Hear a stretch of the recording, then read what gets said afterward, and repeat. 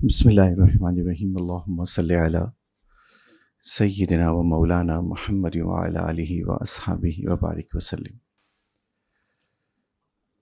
تقریباً اہم گوشوں پہ اس موضوع کے اعتبار سے گفتگو ہو چکی ہے۔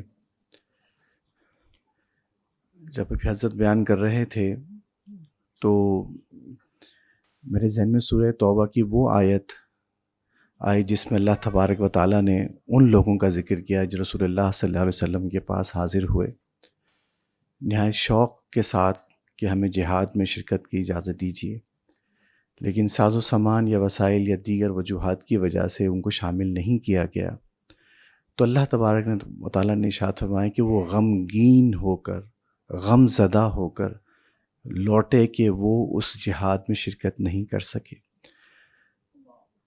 ہمیں کوشش یہی کرنی چاہیے جب ہم اپنے ہاتھ پاؤں کٹے ہوئے محسوس کریں تو کم از کم اپنے عزم کو، اپنے ارادوں کو ضرور بلند رکھیں تاکہ کل ہم ان لوگوں میں شمار نہ ہوں جن کا ذکر بھی اسی صورت میں ذکر کیا گیا، جو نہایت ایسے ہی ہیلے بہانے کر پیچھے رہ گئے۔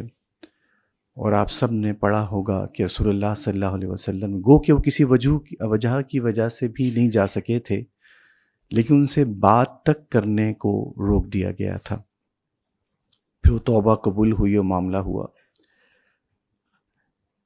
اب جو ایک خطرناک بات جو میں نے چند حلقوں میں ان چند دنوں میں بہت شدت کے ساتھ بڑھتے ہوئی دیکھی، جس میں مذہبی طبقہ بھی ہے اور ایک تعلیمی شعبے سے وابستہ لوگ بھی ہیں، کہ حماس سے غلطی کر چکا ہے کہ وسائل نہ ہونے کے باوجود اس نے اسرائیل پہ حملہ کر اپنے ہی شہریوں اور اپنے ہی ملک کو تباہ کیا۔ اس کے بعد ہم لبنان کو دیکھتے ہیں تو وہاں پہ بھی لوگوں نے کچھ کوشش کی، اس کا حشر کیا کیا گیا۔ ایران میں وہاں گھس کر مارا گیا۔ تو یہ ایک بیوقوفی ہی ہوگی کہ جب وسائل کے ہونے، یہ میں مذہبی طبقے کی بات کر رہا ہوں، کہ نہ ہونے کے باوجود حملے کی کوشش کی جائے۔ پھر آپ سب نے سنا ہوگا غامدی صاحب کو، انہوں نے اس بات پہ زور دیا کہ بیت المقدس ایک قبلہ ہی تو تھا، وہ کچھ عرصے کے لیے تھا، اس کے بعد کسی حدیث میں کسی جگہ ایسی کوئی بات نہیں آئی ہے کہ جس کے لیے کوئی جان کیا جائے۔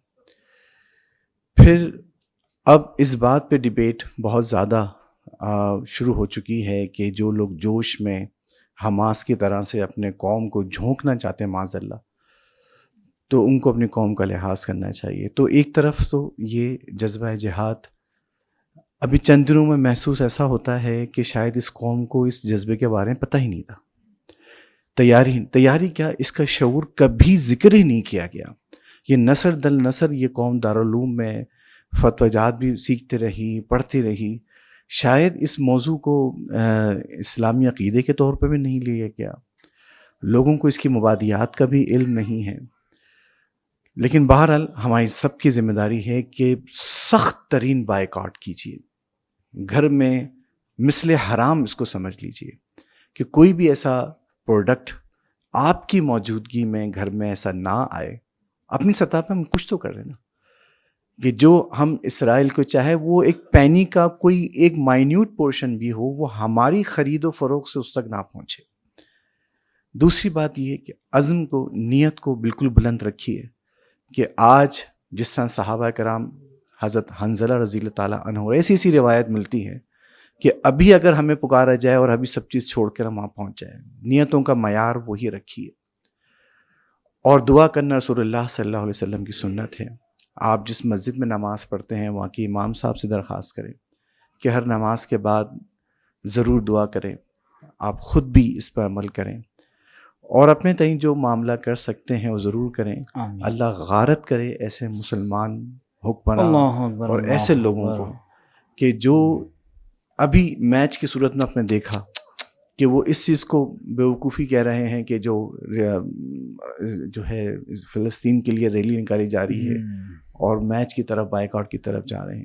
مجھے دوست نے بتایا کہ ان کو سعودی عرب میں مدینہ منورہ میں ان کو پکڑ کے لے گئے اور سامنے جیل میں ہی اس کو بند کر دیا. وجہ کیا تھا کہ کیپ پہنی ہوئی تھی انہوں نے فلسطین کے ہیڈ کی, اور انہوں نے کہا کہ میرے ساتھ 4 لوگ اور وہاں پہ موجود تھے, کسی نے ٹی شرٹ پہنی تھی, کسی نے کیپ پہنی تھی, جو کہ برطانیہ اور فرانس کے تھے. ان کو چھوڑ دیا, مجھے اور الجزائر والے کو باندھ کے رکھا, اور بہت برا سلوک کرنے کے بعد یہ کہہ کے چھوڑا کہ دوبارہ اگر کوئی ایسی حرکت کی تو بلیک لسٹ ہو جاؤ گے.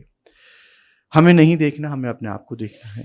دعا کا جیسے مفتی عاصم صاحب نے کہا کہ جو دل درد رکھتے ہیں, تڑپ رکھتے ہیں, بہت امید واسق ہے اللہ تبارک و تعالیٰ ان کا حشر انہی لوگوں کے ساتھ فرمائے جو ان کے مابرین ہیں, اور جو بے حس ہیں اور بے حسی کی وہ پروان چڑھا رہے ہیں, اللہ تعالیٰ ان کو ہدایت دے اگر وہ ہدایت کی. جزاکم اللہ.